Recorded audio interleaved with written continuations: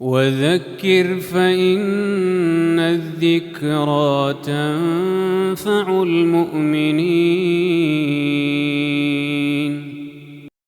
بسم الله الرحمن الرحيم. الحمد لله رب العالمين، والصلاة والسلام على سيدنا محمد وعلى آله وأصحابه أجمعين. خۆشەویستان و بەڕێزان، لە زنجیرە باسی یاددا لە ئەڵقەی ڕابردوودا باسی ئەوەمان کرد خۆی پەروەردگار لە ڕێی قورئانی پڕ بەرەکەت و بەخششەوە بەردەوام یادمان دەخاتەوە، باسی دروستکراوەکانی خۆیمان بۆ دەکات، سەرنجمان ڕادەشێشێ و بە ئاگامان دێنێتەوە ئەو غەفڵەتەی کە بەسەرمان داهاتووە، بە ئاگامان دێنێتەوە پەردەی غەفڵەت لەسەر چاومان لادەدا.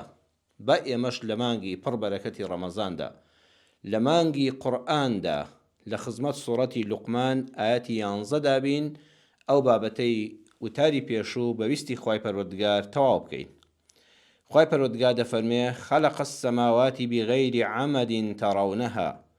وألقى في الأرض رواسي أن تميد بكم وبث فيها من كل دابة وأنزلنا من السماء ماء فأنبتنا فيها من كل زوج كريم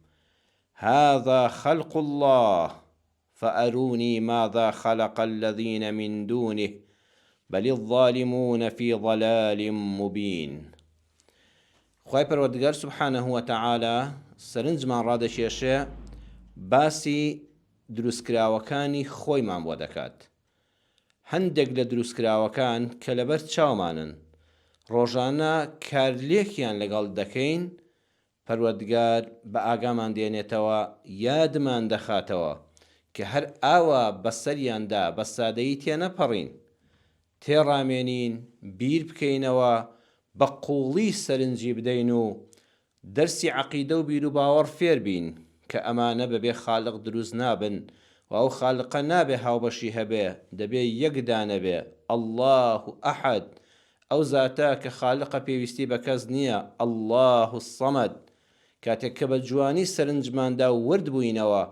ئەو کاتە لە ناخی دڵەوە دڵین سبحان الله، ئەو کاتە لە ناخی دڵ و دەروونمانەوە دەڵێن ئەلحەمدولله، ئەو کاتە بە هەموو کیان و جەستە و لاشە و ڕۆحمانەوە دەڵێن الله ئەکبەر. ئەمە یادی خوایە، ئەمە زیکری خوایە. نەک تۆ بە زمان زیکر بکەی بەڵام دڵت ئاگای لە هیچ نەبێ و هیچ ڕەفتارێک لە ژیانتان نەگۆڕێ و هیچ ئیمان و عەقیدە و بیر و باوەڕێکت زیاد نەبێ. بەڵێ خوای پەروەردگار باسی دروستکراوەکانمان بۆ دەکا، باسی ئاسمانەکان کە لەو بۆشاییەدا بەبێ بوونی کۆڵەکەیەک کە دیار بێ و بەرچاو بێ هیچی لەبەر نییە و خوای گەورە لەو ئاسمانەدا هەموو هەسارەکان و ئەستێرەکانی ڕاگرتوون. ئەمە لە ئاسمانی یەکەمدا، پاشان بۆ هەموو حەوت ئاسمانەکان کە چاوی ئێمە نایبینێ. هەروەها بوونی شاخەکان، پەروەردگار باسی بڵاوبوونەوەی هەموو گیاندارەکان دەکا لەسەر زەویدا کە وتاری ڕابردوو بەشێکمان لەوانە باس کرد و ڕوون کردەوە. هەروەها بارانی ئاسمان، بارانی ڕەحمەت لە ئاسمانەوە وەسەر زەوی مردوو، پاشان زیندووکردنەوەی زەویە مردووەکە و ڕازاندنەوەی بە جۆرەها ڕوەک، بە جۆرەها گوڵ و گژ و گیا و ڕوەکی سوود بەخش کە هەمووی لە خزمەتی ئێمەی مرۆڤدایە. خوا دەفەرمێ هذا خەلق الله، ئەمانە هەمووی دروستکراوی خۆی پەروەردگارن، هیچی لە خۆیەوە دروست نەبووە، هیچی لە لای خوای پەروەردگارەوە نەترازاوە کەسێشکە هاوکاری خوای کردبێ. خوای پەروەردگار تاکە تەنهایە، بێ شەریک و بێ هاوبەشە، دەبێ ئاوا خوا بناسین. بەڵێ لەسەر زەویدا گەیشتینە سەر ئەوەی کە لەسەر زەویدا هەموو جۆرە ڕوەکێک هەیە، هەمووی جوان و گەش و ڕازاوە. سبحان الله، هەر درەختێک تەماشا دەکەی، هەر گوڵێک تەماشا دەکەی، هەر ڕوەکێک تەماشا دەکەی، جوانیەکی تایبەتی خۆی هەیە، هەر یەکەیان دیمەنێکی تایبەتی خۆیان هەیە. ئەمجا هەر یەکەیان لە خزمەتی ئێمەدا بە جۆرێک. هەندێک ڕوەک کە بەرهەممان پێدەبەخشن بۆ خواردن،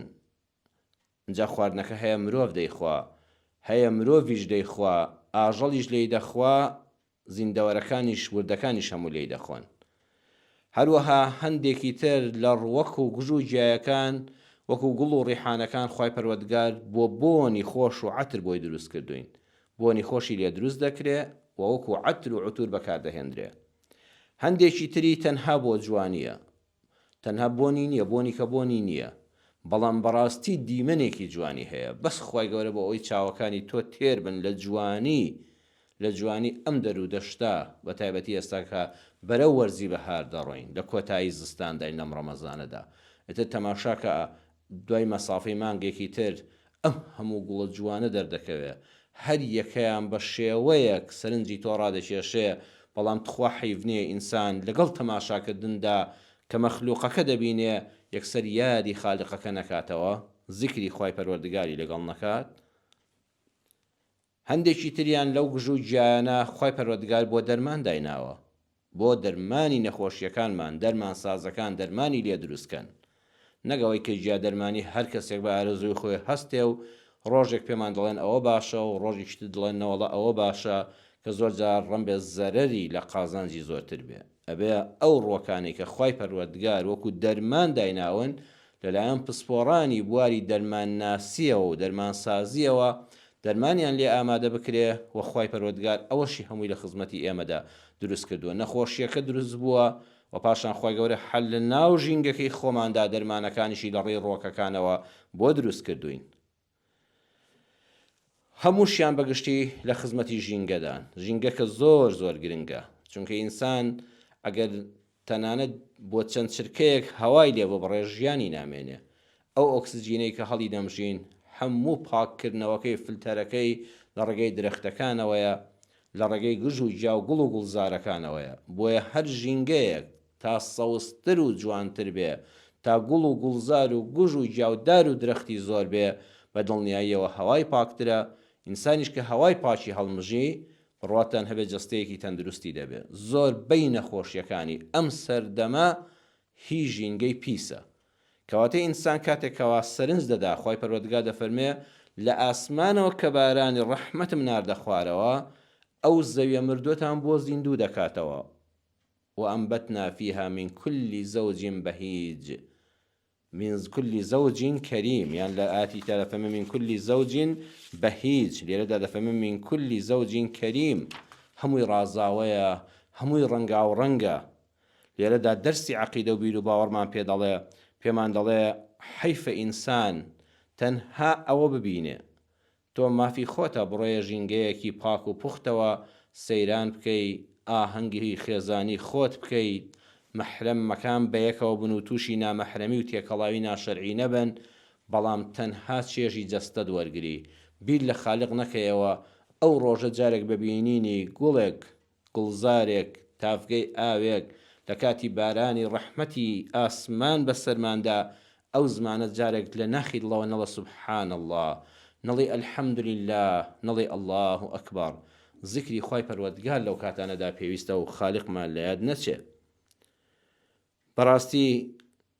خوای پەروەردگار لە کۆتایی ئاەتەکەدا فەرمێ هذا خەلق الله، ئەمە دروستکراوی خوایە. ئەوەی کە ئێوە دەیبینن کە ڕۆژانە لەگەڵی ڕاهاتوون و هەمووی پەیوەستە بە ژیانی ئێوەوە، لە ڕووەکەکان، لە شۆک و باڵندەکان، لە گیانەوەر و ئاژەڵەکان بە هەموو شێوەکانیەوە، لە کرم و مار و مێرووەکان، هەمووی لە خزمەتی ئێوەدایە. هەمووشی هذا خەلق الله، لە ئاسمانەکەەوە بۆ زەوی و بۆ ناخی زەوی، بۆ هەواکە، بۆ بەحرەکە، بۆ دەریاکە، هەمووی خەڵقی ئەڵڵایە سبحانه وتعالى. فأروني ماذا خلق الذين من دونه، دەنیشانمان بدەن ئەوانەی کە لە غەیری ئەڵڵادا خۆیان بە شتێک دەزانن یان کراون بەشت، وەکو بتەکانی زمانی قەدیم کە لە بەر دروست دەکران، شکل و شێوەیەکیان بۆ دیاری کرابوو یان بۆی دیاری نەکراوە، پێیان دەوت سەنەم. ئەو بت و سەنەمانە هەیکەلانە کە نەعوذ بالله خواپەرستیان بۆ دەکرا. ئێستا لە سەدەی 21ەکە لە ساڵی 2025 بڕۆ بۆ سریلانکا، بڕۆ بۆ یابان، بڕۆ بۆ چین، بڕۆ بۆ هندستان، بۆ وڵاتانی پێشکەوتووی بواری تەکنەلۆژیا لە بەریتانیا هەیە، لە ئەمریکا هەیە، پەرزگای تایبەتیان هەیە. ئەو بتە زنجیربەند کراوە، تەلبەند کراوە، نەوەکو یەکێ بچێ بیدزێ و بیشکێنێ و بێڕێزی پێ بکە. ئەو هەموو خەڵکە لە ماڵەکەی خۆیدان لە مەعبەدەکاندا دەیپەرستێ پەنا بەخوای پەروەردگار. خوا پەناماندەی. ئەو فەزلی ئیسلامی حەق و ڕاستەقینەیە. ئەوە بەرەکەتی ئەو قورئانەیە کە لەم مانگی ڕەمەزانەدا دابەزیەوە کە ئێمە بتپەرستنین. باڵێ خۆشەویستان، خوای پەروەردگار سبحانه وتعالى دەفەرمێ ئەوانەی کەوا غەیری ئەڵڵا خەڵک بە شتیان دەزانێ، وەکو بتەکان، وەکو ئینسانەکان، ئەو ئینسانانەی کە پێیان دەوترا شاهەنشا جەلالەتی فڵان، ئەوەندە ناو و ناز ناوەی قەبەی دەدرێتێ لە مرۆڤ بوونی خۆی دەردەچێ، ئەوە بە هەموو سەرکردەیەک بووترا خزمەتکاری گەل و میلەت، خزمەتکاری خەڵک و دین و خاک، ئەوە سەرکردە ئەوە ناونیشانەکەی بێ، سەرکردە خزمەتکاری ئاین، خزمەتکاری خەڵک، خزمەتکاری خاک و نیشتیمانەکەی بێ، نەک ئەو هەموو ناو و ناز ناوە قەبەی کە خەریکە لە مرۆڤ بوونی خۆی وەکو فیرعەون دەیبەنە دەرەوە. خوا دەفەرمێ ئەوانە، ئەو بتانە، ئەو بتان بێگیانانە کە ئەم ئینسانانی دەکرێن بەخوا وەکو بت دەپەرسترێن، لە بتیش پیسترن، چونکە بتەکە هیچ زیانێکی نییە، بە زمانە زیانیشیان هەیە وەکو نەفعیان نییە. هەروەها هەموو دەوڵەتانی بەهێز ئەوانی چەکی ئەتۆمی دڵەن دروست دەکەین و ئەوانی چ دەکەن و چ ناکەن، ئەوەی کە ئەستێ ساڕوخ دەنێرن بۆ دەرەوەی بۆشایی زەوی و بۆ ئەستێرەکانی تر، ئەوانەی کەوا زۆر زانان لە بواری مختبەرات و کیمیایی و فیزیایی و فیزیای نەوەویدا، خوا دەفەرمێ فەئەڕونی ماذا خەلق الذین من دونی، غەیری ئەوەی ئەڵڵا سبحانه وتعالى دروستی کردووە نیشانمان بدەن، یەک گشتمان پێ بڵێن ئێوە دروستان کردبێ. بەخوا هەموو کیمیاییەکان، هەموو زانانی فیزیای نەوەوی بە هەموو بەشەکانی فیزیاوە، وەرە پێم بڵێ گرد و گەردیلەیە خانەیە کە غەیری خوا دروستی کردو تۆ شتێکت دروست کردبێ. هەر ئەو مادانن ئەڵڵا سبحانه وتعالى دروستی کردوون، ئەمانە جارێک کرد لە یەکیان دەدەن و شتی نوێیان لێ دروست دەکەنەوە، بنچینەکان هەمووی خوایە. وەرە هەر ئەو ئۆکسجینەی کە خوا دروستی کردووە، هەر کەسێک زۆر زۆر خۆی بەزانا دەزانێ، بەدەسەڵاتدار دەزانێ، بە پاشای پاشایان دەزانێت کە نییە. ئایا دەتوانێت گازێکمان بۆ بێنێ بۆ هەنەسەدان بشێت جگە لە ئۆکسجین؟ هەروەها گازەکانی تر ناترۆجین و هایدرۆجین و ئەوانی تر، کەسێک هەیە بتوانێت لە غەیری ئەڵڵا زیاتر ئەو ئاوەی کە خوا بۆی دروستکردون ئێست و ئەوەکە بڵێ وەڵام من لە شتێکی کە ئاو دروست دەکەم بەخوات نییە. کەسێک کە هەیە غەیری ئەڵڵا لە ئاسمانەوە ئەم بارانەمان بە ڕێژەی پێویست بۆ بارێنەیە لە بەفر و لە تەرزە و لە بارانی ڕەحمەت. ئایا کەسێکتر هەیە جگە لە خوا خۆرێک کەمان بۆ دروستکە وزەیەکی ترمان لە خۆر بداتێ؟ بەلی الظالمون فی ضلال مبین. ئای ئەوانی کەوا لە خوا غافڵن، ئای ئەو کەسانی کە یادی خوا ناکەن، ئەو کەسانی کەوا بتپەرستن، مرۆڤ پەرستن، عیلم پەرستن، سروشت پەرستن، ڕێکەوت پەرستن، ئای کە ستەمکارن، ئای کە لە گومڕاییەکی ئاشکرادا دەژین. بەخوا ئەوە زانا نییە، ئیتر دالێکی لە پێشەوەیە پرۆفیسۆری ناوە عیلمی زەڕەی دۆزیوەتەوە، نەزانە، ستەمی لە نەفسی خۆی کردووە، خیامەتی خۆی وێران کردووە. بەڵام تۆ کە ئەگەر تەنانەت خوێندەواریش نەبی، بەخوا زانای، چونکە دەڵی لا ئیلاهە ئیلا الله، لە هەر شتێکا کە دەیبینی لە گەردووندا لە ناخی دڵەوە دڵی سبحان الله، الحەمد لله، الله ئەکبەر، لا ئیلاهە ئیلا الله. ئەم زیکری خوای یادی خوای گەورەی ئێمە هەمووی عیلمە، هەمووی تێڕامانێکی بەهێزە. بەڵێ ئەفەمەن یەخلق کەمەن لا یەخلق ئەفەلا تەذەکەڕون. لە سوورەتی ئەننەحل ئاەتی 17 خوای پەروەردگار دەفەرمێ ئایا ئەوەی کەوا هەموو شتەکانی دروست کردووە کە ئەڵڵایە، ئەوەی کە هیچی پێ دروست ناکرێ و بۆ خۆی دروست کراوە وەکو یەکن، ئایا یاد ناکەنەوە؟ ئایا بیر ناکەنەوە؟ ئایا دەکرێت ئەوەی کە بۆ خۆی دروست کراوە شت دروستکە یان هاوبەشی خوا بێ؟ نەبەخوا نابێ. ئایا ئەوانەی کەوا هیچیان لە باردانیە دەکرێت بکرێنە خوشایستەیەک، پەرستراوێک کە ئینسان هەناو هاواریان بۆ بەرێ؟ ئای چ ستەمێک کە ئینسان لە خۆی دەکا، ئای چ گومڕاییەکی ئاشکرایە. بەڵێ قورئانی پڕبەرەکەت و بەخشش هەمووی یادخەرەوەیە، هەمووی یادمان دەخاتەوە کە ئەی مرۆڤ لە خوای پەروەردگار بێ ئاگامە بە. جا خوایەک کە خۆرەکەی، کە ئاسمانەکەی، کە زەویەکەی، کە بارانەکەی، کە گیاندار و خشۆک و مێر و لەو هەرچی لەسەر زەویدا بۆ تۆی دروست کردووە، ڕوەک و گوڵ و گوڵزارەکەی، ئەم خوایە غەیری ئەو هیچی پێ دروست نەکرێ، بەبێ ئەوانە ژیانت لەسەر زەوی نەبێ. خۆ تاوانێکی گەورە نییە ئینسان پەنابەرێ بۆ شەریعەتێک بۆ بەرنامە و یاسایەک کە ئەڵڵا پێڕازی نییە. باش ئەگە تۆ بە خۆرەکەی خوا ڕازینی دەفەرموو بەرنامەیەش کە بە خۆت دانێ، بەڵام تۆ هەر خۆری خوات دەوێ، هەر بارانی خوات دەوێ، هەر لەسەر زەوی خوادا دەژی، دەتخوا با بە ئاگا بینەوە ئەوانەی کاربەدەستن، ئەوانەی دادوەرن، ئەوانەی یاسا دەنووسنەوە، ئاگاتان لە خۆتان بێ ئەبن بەستەمکارێکی گەورە و دوا ڕۆژتان ڕەش دەبێت لە دنیا و قیامەتە یەک یاسایەک دەرکەن، یەک بڕگەیەک دەرکەن لەگەڵ ئەو قورئانەدا کە خوا لەم مانگەدا دایبەزاندووە لە بارانی بەرەکەت بە ڕەحمەتترە بۆمان، یەک یاسایەک مخالیفی ئەو قورئانە بێ. ئەگەر تۆ ڕاز دەکەی وەرە لە شتێک کە خوا دروستی کردووە لەوە دەرچۆ بەکاری مەهێنە، ئەمجا یاسای دەستکرد بەکاربێنە. بۆیە دەبێ لەگەڵ بەکارهێنانی ژینگەکە و دروستکراوەکانی خوا بۆ ژیانمان قورئانەکەی خوای پەروەردگاریش کە کەتەلۆشی ژیانمانە وەریگرین و بەغەیری ئەوە ڕازی نەبین. بەڵێ لە هەموو دروستکراوێکی خوای پەروەردگاردا ئینسان دەرسی ژیان وەردەگرێ. وتاری ڕابردووش هەندێکم باس کرد، بڕواتان هەبێ ئەگەر ئەم شاخانە کە خوا باسییان دەکا وەالجیبالە ئەوتادا لە سوڕەتی ئەنەبە ئاەتی 7 دەفەرمێ شاخەکان وەکو گوڵمی خێگوان، وەکو ئەو ئاسنەوان کە خێمەیەکی پێدا دەکوترێ بۆ ئەوەی لەنگەر بگرێ لە کاتی سوڕانەوەی بەهێزی زەوی بە دەوری خۆیدا، بە دەوری خۆردا بۆ پێکهێنانی شەو ڕۆژ و وەرزەکان.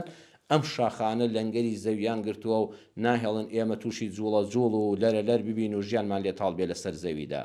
وألقى في الأرض رواسي أن تميد بكم، پەروەردگار دەفەرمێ فڕێمان داوەتە سەر زەوی بە قودرەت و دەسەڵاتی خۆم، شاخەکان ڕەواسی یعنی جیبال ثابتە، شاخی پتە و شاخی بەهێز، ئەن تەمیدە بیکم کە ئێوە ڕاگیراو بکە لەسەر زەویدا. لە سوڕەتی ئەنەحل ئاەتی 15 دەفەرمێ کەواتە ئەم شاخانە چەندە ضەرورن بۆ لەنگەرگرتنی سەرزەوی. ئەو بارانی کە لە ئاسمانەوە خوا ئاماژەی پێکرد چەندە پێویستە و ئەگەر ساڵێک وشکە ساڵی نەبوونی بێ ئەمجا ئینسان دەزانێت لە چ مەئسات و ناڕەحەتێکایە. ضەرورە کەسانێکیشمان هەبن وەکو شاخەکان چەسپاون لەسەر زەویدا.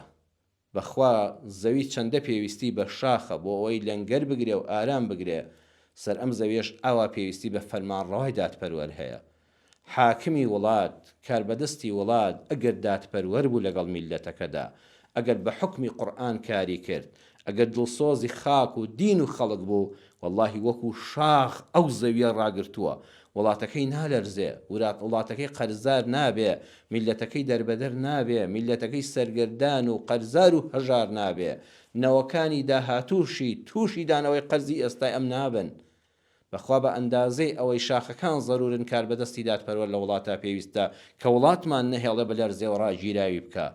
بە ئەندازەی شاخەکان مامۆستایانی ئاینی دڵسۆزمان پێویستە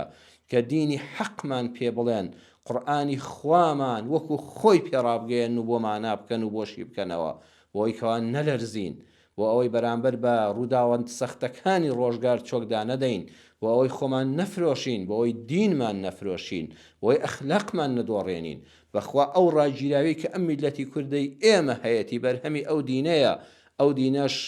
لە رسول الله صلى الله عليه وسلم بأمانة وسيدي سلسلة ملاياتي بكا كإجازي 12 علمي ملاياتي دادري لو ما مستعيك إجازي داو بأيما حتى يتوصل رسول الله صلى الله عليه وسلم أويج لجبريل أمين وأويج لخواي پروردگار زنجيريكي باكو بخد بأمانة وهموي گياندويانا أو إيمي راجيرا وكردوا دز لو بردين وكو چون شاخه كان لسر زوي لابي زوي لنگري تيك دسيو ويران دبي والله آواجيان من ويران دبي بە ئەندازەی ئەو شاخانەی کە لەسەر زەویدا چەسپاویان بۆ زەوی ڕاگیر کردووە، پێویستیمان بە بازرگانی دەستپاکە، بە مامۆستای دەستپاکە، زمان پاکە، دڵسۆزە، ئەوانەیە کە سەر زەوی ئاوەدان دەکەنەوە. بە ئەندازەی ئەو بارانەی کە ڕەحمەتە و لە ئاسمانەوە دەبارێ، پێویستیمان بە کەسانی دڵسۆزە کە مایە ڕەحمەتن بۆ ئەو خەڵکە، ئەو کەسانی دڵی خەڵک خۆش دەکەن، بە قسەی جوانیان، بە وتاری جوانیان، بە ماڵی پاکی حەڵاڵیان لە ڕەمەزانە بە هەزاران ماڵ لەسەر دەستی دەوڵەمەندان ئەلحەمدولیلا دەبوژێنەوە. ئەگەر حکومەتەکەمان گەندەڵە و هیچ لەباردا نەبووە، سوپاس بۆ خۆی پەروەردگار ئێوەی جەنابتانن دەوڵەمەندانی بەخشندەی کوردستانەکەم کە بە پارەی حەڵاڵی خۆیان دەرگای ڕەحمەت لە هەزاران خانەوادەی منداڵانی بێباوکی نازدار لە ژنانی بێ هاوسەر لە نەخۆشانی سەرجێگا کە نەخۆشە و گیرفانیشی بەتاڵە کە لە هیچ خستەخانەیەکە پارەی دەرزی و دەرمانەکانی بەداخەوە پێنادرێ کە فرمێسک بەسەر ڕوومەتیا دێتە خوارەوە کە جەستەی کوڵاوە لە نەخۆشیدا دەرونیشی هەژاریدای ڕزاندووە فرمێسک جۆگە لێی بەستووە پارەی ڕەحمەتی تۆ کە ئەمانەتی خوا لەلات زەردەخەنە دەگێڕێتەوە سەر لێوەکان سفرەی ئاوەدان دەژێڕێتەوە سەر سفرە خاڵیەکان لە کاتی بەربانگی ڕەمەزان و دوای ڕەمەزانیشدا بەڕاستی بەقەدەر ئەندازەی ئەو بارانە ئەم زەویە پێویستی بەو کەسانە هەیە وەی ئیسلام کاتێککە قورئان دەخوێنینەوە دین و ژینمان بۆ تێکەڵاو دەکا یادمان دەخاتەوە قورئان هەر ئەوە نییە ژێرنووسی کوردی بکەی پیت بە پیت بیکەی بە کوردی بەسەر یا تێپەڕی دەرسی ژیانی لێوەرگرە شاخەکانمان پەروەردگار بۆ باز دەکا لە ڕێی شاخەوە ناخی مرۆڤەکانیش دەناسین شاخ هەندێک لە زانایان فەرمویانە یەک بەشی بە دەرەوەیە بە ئەندازەی ئەوەی تۆ لەسەرەوە چاو لێ لەسەر زەویەوە دەڵێن دوو بەشی لە خوارەوەیە ڕەگەکانی دوو بەشی لە خوارەوەی و نامبینی هەندێک لە زانایانی تروتیانە لە 120 لەسەرەوەیە لە 180 شاخەکەەوە لە خوارەوەیە وا لە خوارەوەیە و شاراوەتەوە بۆیە بەڕێزان کاتێک کە کەسێک دەبینی ئەوەی کە لەسەرەوە دەیبینی هەر مرۆڤێکە تۆ لەسەر دەیبینی لەم سەر زەویەدا من جەنابەت هەر کەسێ دەیبینی بڕواتان هەبێت بەس لە 120 دەبینین بەس لە 120 دەبینین لە 180 نادیارە لە هەر هەمومان بەس خوا و خۆی دەزانن ئەو کەسەی کە تۆ زۆر بە خۆشبەختی دەزانی بڕواتان هەبێت بەس تۆ ڕووکەشی دەبینی جلوبەرگی دەبینی ڕوخساری دەبینی سفرەی دەبینی پارەی دەبینی ئۆتۆمبیل و خانووەکەی دەبینی بەڵام 180 وا لە ناخی خۆی داتی چەند ئازاری هەیە چەند ویژدانی ناڕەحەتە چەند موشکیلەی هەیە چەند گرفتارە بەخوا ئاگال لێی نییە لە 180 مرۆڤ شاراوەیە لە تۆ حتا لەگەڵی تێکەڵاو دەبی بەچی ناو ناخی مرۆڤ هەندێکی دەردەکەویش نەک هەر هەمووی سێشت هەیە بەڕێزان سێشت هەیە کە ئینسان لەگەڵ کەسێکە تێکەڵاو بوو هەمومان لە 120 تەکەی یەکتر دەبینین بەڵام لە 180ەکەی ناوی یان یەک بەشی ئینسانەکەمان بینیوە دوو بەشەکەی تری لەم سێشتەدا بۆ داشکرا دەبێ یەکەمیان سەفەر لە شێوە سێ وشە پێکاتوە سین فا ڕا دەوترێت ئیمڕەئەتون سافرە واتە ئەو ئافرەتەی جلوبەرگی شەرعی لەبەر خۆیدا لا بردووە لەشی بە دەرەوەی لەن ئافرەتێکی سپورە یان دەوترێت فەسەڕە القورئان ئەو پیاوە ئەو زانایە ئەو ئافرەتە زانایی کە پەردەی لەسەر ماناکانی قورئان لاداوە ئاڵەن مفەسیری قورئانە واتە مانا جوانەکانی قورئانی دەرخستووە ئەو پەردەی کە لەسەر وشەکانی قورئان بوو لای بردووە و ماناکەی کە ئەڵڵا سوبحانەهو وەتەعالا مەبەستی بۆ ئاوا بە ئێمە گەیاندووە ئەو مفەسیری قورئانە سەفەر پەردە لەسەر حەقیقەتی کەسەکان لادەبە زۆر جار کەسێکت زۆر بە باش زانیوە لە 120 بینیوە یەک بەشی بینیوە لە سێ بەشەکە بەڵام هەشتایەکەی تری بەڵام دوو بەشەکەی تری کە بووی بە ڕەفیقی سەفەری هیوا هەیە دەڵێت تا لە عومرە لەگەڵ فڵان کەسانە بوو نەمزانی ئینسانێکی ئاوایە وەنمونە زۆر بەخراپم دەزانی بەس بەخوا بۆم دەرکەوت زۆر باشە واللهی بە ساڵح و پیاو چاکم دەزانی هەر لە سەفەری حەجا بۆم دەرکەوت بە کەڵکی ڕەفاقەت نایە بەخوا ئەمە دیوی دەرەوەی دیکۆرەکەیەتی لە ناوەی وێران و بۆگەنە هەروەها دووەمیان مامەڵە و کڕین و فرۆشتن بەخوا لە بازاڕە دەردەکەوێ کە ئەو ئینسانە ئەم عیبادەتەی کە دەتبینی لە مزگەوتە حەقیقەتەیان نا تا ئێرت بۆ لێ دەکاتەوە یان لە ئانیشکەوە بەشی دارشەقیشت ئەوانی لە بازاڕەڵن بۆ ناهێڵێتەوە لە مەیدانی مامەڵە و کڕین و فرۆشتنە دەردەکەوێت کە ئەمە سوێندی درۆ بەکاردێنێ بۆ دەستبڕینی خەڵک یان نا کە ئاگاش هیچ کامیرەیەک ئاگای لێ نەبێ و کەسەکە بە ئاگای بازاریش نەبێ خوای چاولێ یان مراقبەی خوا نابینێ نەعوذ بالله بەسەر خۆیەوە لە کاتی کڕین و فرۆشتنە ئەم جارەکانە نووسینگەیەکت بۆ دەردەکەوێت نووسینگەی ئۆتۆمبیلە کڕین و فرۆشتنی زەوی و زار و عەقاراتە هەمووی تابلۆکەی نەخشاندووە ڕیکلامی سەرپەیجەکەی و ئەوانەی تۆ ئەمە لە 120 واتان بۆ دەکەین و ڕاوێژی بەلاشتان بۆ دەکەین و دڵنیایی و متمانە لە ئێمە و بەرهەمی جوانتان پێشکەش دەکەین و ناوەندگیرێکی بە ویژدان و ڕازگۆ دەبین ئەمە لە 120ەکەیەتی ئەمە یەک بەش لە سێ بەشەکەیەتی لە 180ەکەی و لە دووەکەی تری لە سێ بەشەکە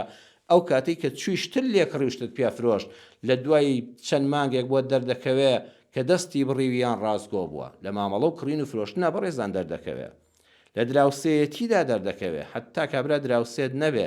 ماڵت بە ماڵیەوە نەبێ و دیوارت بە دیواریەوە نەبێ و ئەرک و ناڕەحەتی بۆ نەبێ و بۆی نەبی، ئەو کاتە بۆ دەردەکەوێت ئەو ئینسانە هەشتایەکەی تری دوو بەشەکەی تر لە سێ بەشەکە لە دراوسەیەتیدا دەردەکەوێت. کەواتە مرۆڤەکانیش ئەوە سێ وتمان: سەفەر، مامەڵە و کڕین و فرۆشتن، دراوسەیەتی چوارەمیان کورسی و دەسەڵات. هەموو مرۆڤێک 10 تا 20 دیارە کابرا خۆی هەڵدەبژێرە دەبێتە پەرلەمانتار بەوەی کە نیشانی تۆی داوە و ڕیکلامی بۆ خۆی کردو و بانگەشەی هەڵبژاردننی کردو بە ڕێزانەوە لە 120ەکەیەتی بەخوا کە چووە کورسی پەرلەمانەکە و 8 ملیۆنەکەی لە تەنگەی باخەڵی قایم کرد و پارەی نیوەی حیمایەکانی بەغاشتی خوارد و لە مەلاوە تافەلا هەمووی فێڵی لەو خەڵکە کرد. ئەمجا لە 180 کارمان بۆ دەردەکەوێت. ئەوە تا زۆری کە خۆ هەڵدەبژێنەوە جاری دووەم چونکە ژیفانەکەی هێشتا مەشروعی ماوە پڕ نەبووە، بزانە خەڵک دەنجیان پێ ناداتەوە چونکە ئەمجا بۆی دەرکەوتووە کە وەزیرە هێشتا هیچ نەبووە کە دەبێتە وەزیر دەبا بزانم بە دەنگدامێدا خوجارش کە دەکرێتەوە بە وەزیر، ئەمجا لە 180 بۆ خەڵک ئاشکرا دەبێت. کورسی و دەسەڵات ئەوەی لە ناخی ئینساندایە دەری دەخا. ساڵانێکە کە بێدەسەڵات بووە زۆر پیاوی چاک بووە، زۆر خۆی بە خزمەتکاری خاک و خەڵک نیشانداوە، ئەوە لە بێدەسەڵاتیدا بووە، ئەوە لە 120 نیشاندراوە. بەڵام کاتێک کە چوە سەر کورسیەکە کە واژۆکەی پێکرا کە پارەکە لە بەردەستیا بوو کە نان و قوتی میلەتەکەی کەوتە دەست،